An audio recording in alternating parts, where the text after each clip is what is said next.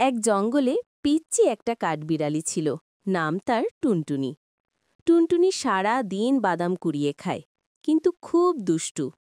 জঙ্গলের সবাই তাকে বলে, একদিন না দুষ্টুমি করে বড় বিপদ ঘটাবে। একদিন হঠাৎ টুনটুনি জঙ্গলের ভেতর ঝকঝকে সোনার রঙের একটা বাদাম পেল। সে চোখ বড় করে বলল, ওরে বাবা, এটা তো আমার ভাগ্যের বাদাম। সে বাদাম হাতে নিয়ে চেঁচাতে চেঁচাতে দৌড়াচ্ছিল, আমি এখন ধনী, আমি এখন রাজা। জঙ্গলের সব প্রাণী অবাক হয়ে তাকিয়ে আছে।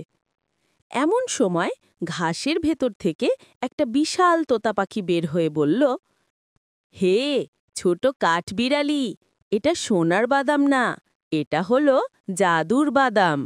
শুধু একবার একটা কাজ করলে এটা সত্যি সোনায় পরিণত হবে।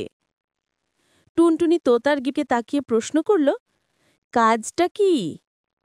তোতা হেসে বলল, কারো একটা সত্যিকার উপকার করো, তাহলে বাদাম হয়ে যাবে সোনা। টুনটুনি মাথা চুলকাতে চুলকাতে বলে, উপকার, এটা তো মুশকিল। কিন্তু ভাগ্যের জোর, সেই সময় এক খরগোশ কাদায় পা আটকে পড়ে কাঁদছিল। টুনটুনি ভাবল, এইটাই সুযোগ। সে দৌড়ে গিয়ে খরগোশটাকে টেনে তুলল। খরগোশ হাসল, ধন্যবাদ ভাই। টুনটুনি নিজের বাদাম বের করল। এখন দেখি এটা সোনা হলো কি না। হঠাৎ চমক, বাদামটা সত্যি ঝকঝকে সোনায় পরিণত হল। জঙ্গলের সবাই চিৎকার করে উঠল, টুনটুনি হিরো, টুনটুনি হিরো।